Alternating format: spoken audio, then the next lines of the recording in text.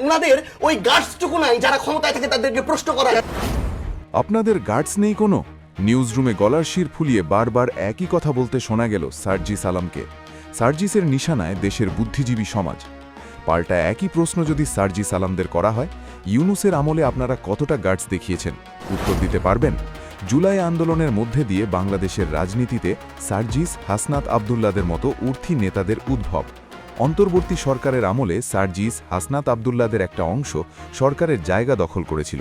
তারা নাকি প্রেশার গ্রুপে ছিলেন সরকারের ওপর চাপ সৃষ্টির জন্য। এখন প্রশ্ন, এই সার্জিস আলম, হাসনাত আবদুল্লারা গত ১.৫ বছরে অন্তর্বর্তী সরকারকে কটা প্রশ্ন করেছেন, কত দম দেখিয়েছেন, কতবার গলার শির ভুলিয়েছেন? ইউনুস ক্ষমতা গ্রহণের পরই শতাধিক সাংবাদিককে জেলে পোড়া হয়, তাদের চাকরিচ্যুত করা হয়, প্রকাশ্যে মারধর করা হয়। কিছু সাংবাদিক বাধ্য হন আত্মহত্যার পথ বেছে নিতে। সবশেষে দেখা যায় ডেইলি স্টার ও প্রথম আলোর অফিস জ্বালিয়ে দিতে, ভাঙচুর করে দিতে। ইউনুস আমলে দেশের গণমাধ্যমের যে ছবিটা তৈরি হয়েছিল তা অতি ভয়ঙ্কর। তখন কোথায় ছিলেন সার্জিস আলমরা? কেন ইউনুস সরকারকে দম দেখিয়ে প্রশ্ন করতে পারেননি? কেন সাংবাদিকদের হেনস্থা করা হচ্ছে? কেন সংবাদ মাধ্যমের স্বাধীনতা কেড়ে নেওয়া হচ্ছে? সন্ত্রাস বিরোধী আইনে কেন সাংবাদিকদের মামলা দেওয়া হচ্ছে? বরং সাংবাদিকতার নামে ভণ্ডামি করা হচ্ছে বলে পরোক্ষে ইউনুস সরকারের কারনামাকে সার্জিসরা সমর্থন জুগিয়ে গিয়েছেন। যারা ফ্যাসিবাদকে উপড়ানোর কথা বলেছেন, গণতন্ত্রের চতুর্থ স্তম্ভের উপর আঘাতকে তারা অনায়াসে মেনে নিয়েছেন। সংখ্যালঘুদের পিটিয়ে মেরে প্রকাশ্যে জ্বালিয়ে দেওয়া, থানায় বসে বৈষম্য বিরোধী ছাত্র আন্দোলনের সদস্যদের পুলিশকে হুমকি, পুলিশ হত্যার কথা নির্ভয়ে নির্বিকারের শিকার। এত কারনামা, এত কাণ্ড বিশ্ব দেখেছিল অবাক হয়ে। দেশে গণতন্ত্র ফেরানোর নামে গোটা দেশটাই চলে গিয়েছিল নৈরাজ্যের হাতে। ২০২৫ সাল জুড়ে মব সন্ত্রাসের মাধ্যমে দেশ জুড়ে ভিন্ন মত ও রাজনৈতিক ভিন্ন আদর্শের মানুষ এবং মাজার, দরগা ও বাউলদের ওপর হামলা, নিপীড়নের ঘটনা ক্রমাগত বাড়লেও এর বিরুদ্ধে আইনশৃঙ্খলা বাহিনীর দৃশ্যমান পদক্ষেপ খুব একটা দেখা যায়নি। তখন চুপচাপ মজা নিয়েছিলেন সার্জিসরা। একটি বারও কি সার্জিস করেছিলেন মানবতার খুনি ইউনুস সরকার? জাতি, ধর্ম, বর্ণ নির্বিশেষে গণহত্যা আমাদের দেশের চরিত্র নয়। জুলাই আন্দোলনের নামে হাজার হাজার পুলিশ হত্যা হয়েছে দেশে। শতাধিক খুনি, ধর্ষক, সন্ত্রাসীদের জামিনে মুক্তি দেওয়া হয়েছে। শুধু তাই নয়, তাদের নতুন পরিচয় দিতে তাদের হাতে নতুন পাসপোর্ট ধরিয়ে অন্য দেশে পাচার করে দেওয়া হয়েছে। পুলিশের যখন জবুথবু অবস্থা, আইনশৃঙ্খলার ভার যায় সেনাবাহিনীর হাতে। তাদেরকেও রীতিমতো হিমশিম খেতে হয়। সেনাবাহিনীর ঘেরাটোপ থেকে ছিনিয়ে বানিয়াচং থানার এসআই সন্তোষ চৌধুরীকে হত্যা করে মব। তখনও কেন চুপ আপনারা? নোবেলজয়ী অর্থনীতিবিদ ড. মুহাম্মদ ইউনুসের মালিকানাধীন গ্রামীণ কল্যাণের কাছ থেকে জাতীয় রাজস্ব বোর্ডের দাবি করা ৬৬৭ কোটি টাকা দিতে হবে বলে নির্দেশ দিয়েছিল হাইকোর্ট।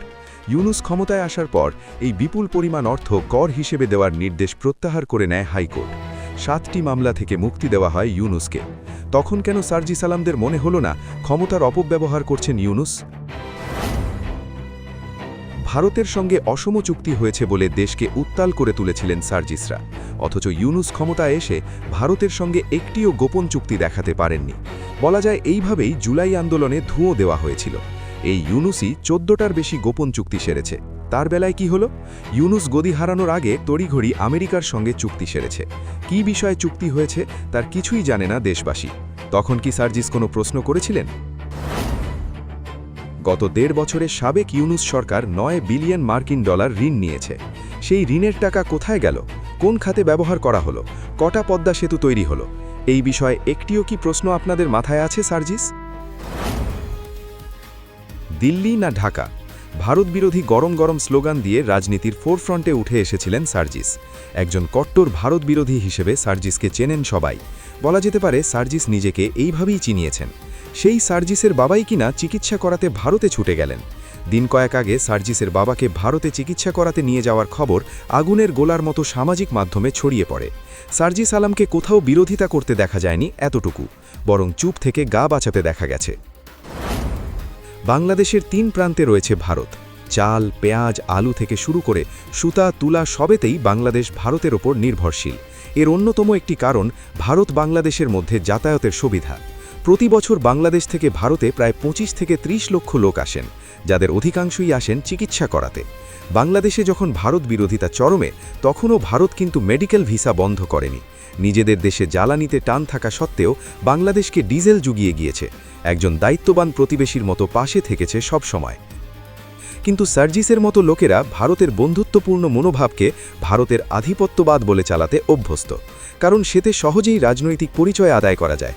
সাধারণ মানুষকে ভারতের বিরুদ্ধে খেপিয়ে তুলছেন, কিন্তু নিজেরা তলে তলে ভারতের মুখাপেক্ষী হয়ে থাকছেন। তবে আসল সত্যটা কি জানেন? গলার শিরা ফুলিয়ে চিৎকার করে হয়তো একের পর এক মিথ্যা কথা বলা যায়, কিন্তু দেশের সাধারণ মানুষের পেটের ভাত জোটানো যায় না। সার্জিসরা যে টুপি পরিয়ে দেশের মানুষকে বোকা বানাচ্ছেন, ইতিহাসের পাতায় তা লেখা থাকবে। এর প্রতিটা হিসেব তাদের একদিন দিতেই হবে।